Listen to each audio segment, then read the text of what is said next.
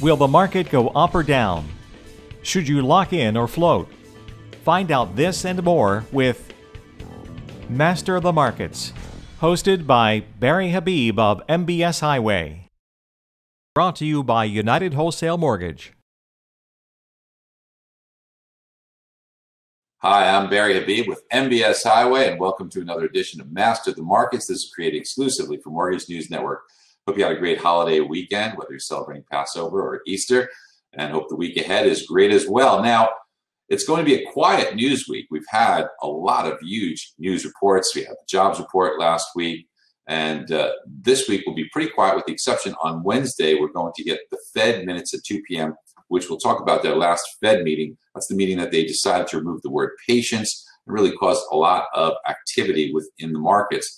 And the Fed also gave us some guidance that they need to see inflation move, where they're confident towards 2%. And in addition to that, about a 5.1% unemployment rate. Now, last week's jobs report, unemployment stayed at 5.1%. It was pretty lackluster. Inflation, recent reports, very, very tame, keeping the Fed on hold. And you wonder if the Fed is really being straight with us here, because it wasn't too long ago they said, hey, if it breaks below 6.5%, we'll start hiking rates. That came and went. Of course, nothing happened. Then they dropped it to 6%, same thing. Kind of like the Bugs Bunny cartoon where Bugs Bunny kept on drawing lines in the sand, and those they kept getting crossed. So we'll see what happens if the labor market does improve to that level. We may be with zero interest rates for a very long time before the Fed does indeed hike. I don't think they're going to hike in June. Now, as we look ahead as to which way the market's going to go, it will be dependent on technical indicators. And right now, those are pretty favorable for interest rates. We've had some rockiness in the market, up and down, but the trend appears to be favorable for bond prices, meaning bond prices should improve higher and interest rates or yields should decline a little bit beneath their levels. I think the 10-year Treasury gives a shot at 1.78% from its current 1.84%. We could see a little bit of a move lower there. We break beneath 1.78, we're going to see the best yields of the year towards 1.6 or 1.5%. So stay tuned. This could get exciting. Now, last week we did get some news from RealtyTrack where they talked about that maybe there's a housing bubble out there. There's alarms perhaps that should be going off. And a lot of the media picked this up and covered it and struck fear in the hearts of a lot of their viewers, our potential borrowers, and gave realtors a lot of angst as well. The thing of it is that RealtyTrack got it wrong, and they got it wrong badly. Now, if you picked up a trial to MBS Highway, you know we went through this in detail and explained this so that you can use these tools to explain to your realtors and explain to your customers and be the authority. You can certainly get it for free by clicking on the link below and watching it, but I'll give you a quick glimpse. They said that home prices since the bottom from 2012 to 2014 went up by 17%, but incomes only rose by 1.3%, and that was unsustainable and a bubble and a lot of other garbage that they threw out there.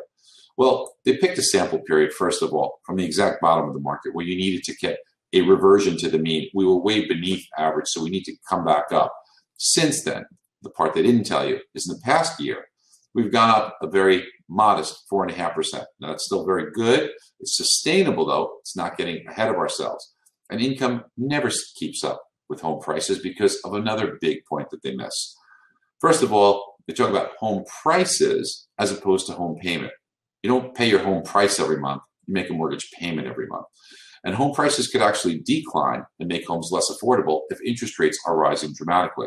So it's like a Rubik's Cube. Yes, home price is one of the components, but so is the amount of down payment, the amount of mortgage that you're borrowing, and of course, the interest rate. So these things all come into play to come up with what the differential would be on a monthly basis in helping to make a home more or less affordable. Now, what they also miss is the relativity between the two, meaning that let's say that you had a person with a $5,000 a month income. Now, let's just make it simple, round numbers. Let's say that their monthly mortgage payment would be $1,000 a month, giving them a 20-front ratio, which, believe it or not, across the United States, that is around the average front ratio. Well, if that person's payment went up by 10%, that means their payment would go from $1,000 to $1,100 or $100 a month. Their income would not have to rise by 10%. It would only have to rise by 2% to keep pace with that rise. So RealtyTrack got it wrong. Our consumers who listen to it and don't have the benefit of your advice could get it wrong. Realtors need your help. Take this information, get a free trial below, get all the data on it, become the expert on it, and then go out and give that to your customers and beat your competition and win more transactions. See you next week.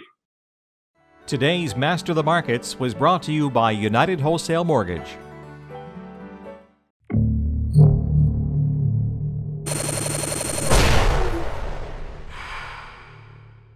This is Mortgage News Network.